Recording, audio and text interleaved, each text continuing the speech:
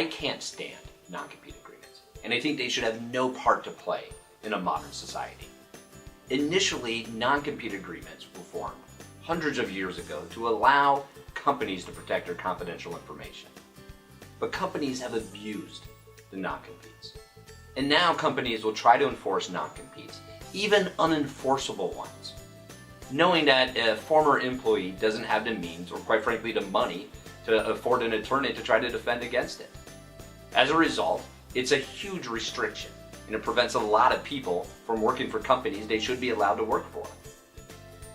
Always the question is whether a non-compete agreement is enforceable. It's complicated.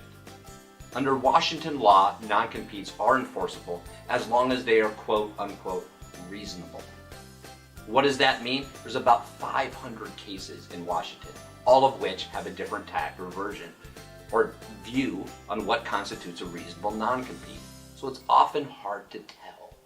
That being said, there are some general principles we can take from the cases, specifically that non-competes are not intended to prevent legitimate competition, but are really intended to protect confidential information of the company or the company's existing clients. Now, Washington courts are enforcing non-competes less and less. It's a good trend. It's a trend that we hope continues.